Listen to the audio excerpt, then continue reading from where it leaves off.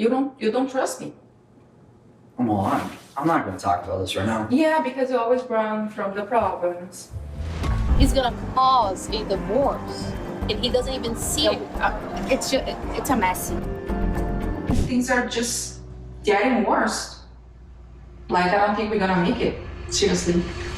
Wow, things have got really bad for Patrick and Thais. Their marriage is facing a whole host of issues, from financial problems to trust issues and even problems in the bedroom. Like, any one of these problems could potentially be a deal breaker for their marriage, but all of them together at the same time, well, that's bad news. So let's rewind to the start and catch up with these two to find out what's been going on since we last saw them. And we pick up with Thais and baby Elise, who's now 2 years old, in the aftermath of a busy day. So after a hard afternoon of shopping, we decided to treat ourselves. Thais' idea of treating herself and her daughter involves shopping and spending money, which, as we're about to see, doesn't sit too well with Patrick. Now, we'll come back to that in a second. But although we haven't seen them on our screens for a little while, the last we saw them they were in Brazil meeting Thais' dad, from the sounds of it, things have taken a bad turn in their marriage. Now, of course, these two aren't strangers to problems in their marriage, but normally it's caused by external factors, people or things outside of their marriage, like, for example, Patrick's family, his brother John, or his dad, or even Thais' dad. But we learn this time their issues run much deeper, much closer to home. Hi, baby. Oh, Mom. Hi. What'd you buy? It's nothing. You buy the whole store? No. Now, Patrick doesn't exactly seem excited to see Thais and her shopping bags come through the door. But there's a reason for that. Lately, says Patrick, money has been very tight. Now, keep in mind, Patrick has always been presented to us as being a very successful salesman. He's always had the big houses and the flash cars. So to now see him at home in the middle of the day, clearly worried about Thais' spending, is unexpected to say the least. Like, that wasn't on my bingo card today. So just how bad exactly is their financial situation? Well, it's clearly bad enough that this latest shopping spree of Thais's is a serious issue for Patrick. You know, you come home with all this stuff. I think you just have to understand, like, things aren't the same when we first started dating. Now, of course, as any parent can attest to, the amount of money you have available to spend before and after having a child, right, are two very different things. Patrick says that they need to be a lot more careful now that they have a child, which is understandable, of course. But there's a solution to that, a solution that Thais proposes. If money is tight for us at the moment, she says, then maybe I can get a job to help out. I could start modelling again, she suggests, like I used to do before we got married. But immediately, Patrick shoots that idea down. They were talking about being on social media and, like, showing your body off for horny guys. Like, no. Like, we're not that desperate. So this has apparently been an issue between them for a while. Thais would like to work, she'd like to contribute to the family finances, but Patrick point blank refuses to allow her to model. He thinks her showing her body like that will attract all sorts of guys sliding into her DMs. But I mean, newsflash, Patrick, you guys appear on a TV show and have done for a long time now. Like, I'd be very surprised if she doesn't already have guys DMing her. Either way, Thais, correctly I think, pinpoints the core issue here, the real problem, as not being her modelling, but rather a lack of trust. Patrick doesn't seem to trust his wife to not respond to any unsolicited messages. You don't trust me. Come on, I'm not going to talk about this right now. Yeah, because you always run from the problems. And that too, his response to that is also a big problem. Rather than sit down and discuss their issues, rather than reaching a compromise or realising that he can't dictate to his wife what she can or can't do, Patrick instead gets up and walks off. He doesn't want to hear it anymore. He claims he'll just figure it out by himself. I'll just work harder, he says. But, understandably, this whole exchange and Patrick's stubbornness, his refusal to allow Thais to work, has left her feeling extremely frustrated. And as it turns out, as we soon discover, Patrick's trust issues run even deeper than we ever imagined. You see, when we join Thais later on that evening, she's going out with her female friends for what she says is a rare girls' night out. But no sooner does she arrive, within seconds of literally sitting down at the table to join her friends, her phone rings. Hi, what do you want from me? I'm not talking to a bunch of guys. Okay? Seriously, if you don't even trust your wife enough to go to a restaurant with her friends without cheating on you, then there's a major issue here.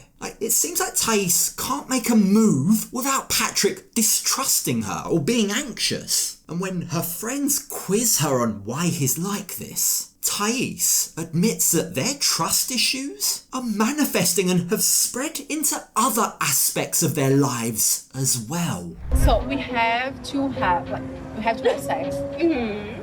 Because every time we don't have sex, he always thinks that I'm cheating on him. If they don't have sex every single day, Patrick apparently becomes insecure and believes that she's cheating. Apparently even one day without sex, one day where she's not in the mood, she might have a headache or she's ill, for example, is enough to make him believe that she's fooling around with other guys. It's nuts. This, you've got to imagine, must make intimacy feel like more of a chore or a test than something enjoyable. So why exactly is Patrick like this? Did Thais perhaps do something to make him suspicious? Patrick, trauma from, past relationship that he had, cheating relationships, it's really affecting our marriage.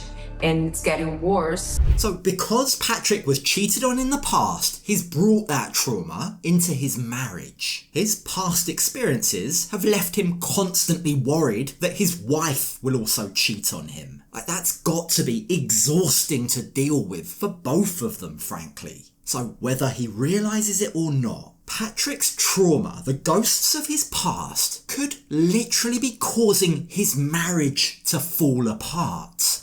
He's gonna ruin your marriage. He's gonna cause a divorce. And he doesn't even see it. It's a mess.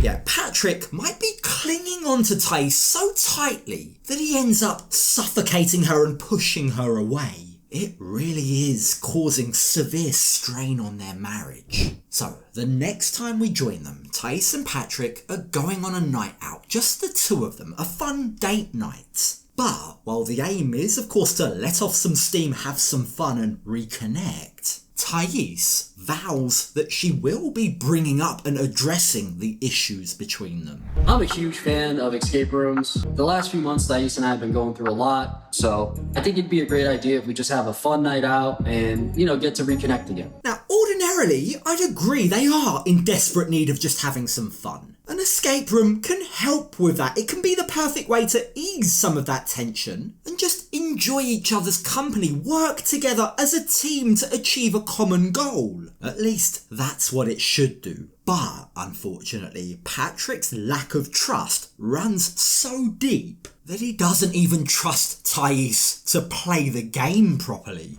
You looked at all the pockets. Yeah. I don't really trust that you looked hard enough. What? I don't understand why you don't believe me. Trust me more. Gosh, things are really bad for them, aren't they? I mean, they're in some serious trouble if even playing a game becomes a matter of trust. Thais seems sick of this. Enough is enough. She stops searching for clues and sits down. It's now or never. This conversation has to happen right here, right now, regardless of whether or not the escape room employees are listening in. So, out of desperation, she turns to Patrick and says this. You just like have so many traumas, so many things with your past relationships. You just bring it now to our relationship. You don't trust me. Thais tells Patrick that this problem is becoming too much for her to deal with. It's draining, constantly having to convince him that she loves him and she won't cheat. I mean, you've got to feel sorry for her here. She's the one paying the price for the way someone else has treated Patrick in the past. It's not fair. And to his credit, Patrick doesn't deny it. He admits that yes, he does have a problem. Because of my past relationship, I definitely get anxious if I feel like we're not close. Now, the thing is, while he admits that he has a problem, he also tries to justify it by saying that he doesn't trust easily. I'm sorry, that's not an excuse, Patrick. He in fact goes on to say, if Thais goes to the same shop more than once, he starts to question whether Thais is just going there to see the guy serving her. I mean, that's just crazy. His suspicious mind is on a whole nother level. Why are you going to the same acai place for 3 hours every day? Is there a hot guy there? That's crazy. I don't trust her easily. Well, okay. Keep in mind, Patrick and Thais have been married for more than 3 years at this point. If he doesn't trust her now, he never will. And Thais is sick and tired of it. If anything, she says, his issues are just getting worse and worse. This is unsustainable. It's causing too much strain on our marriage, and I'm not sure how much more of this I can take, she says. Things are just getting worse. I don't think we're gonna make it. Seriously. I think you need therapy. We can work on it together. Make no mistake, that isn't just a cry for help, it's also a direct threat to the future of their marriage. If you can't change, if you don't get help, then we might not last. But, she does say, I want to work through it with you. We can work on it together. And this message, the seriousness of what she's saying, does finally seem to get through to Patrick. He admits that he needs help, and he agrees that therapy might be an option for him. I mean, maybe therapy.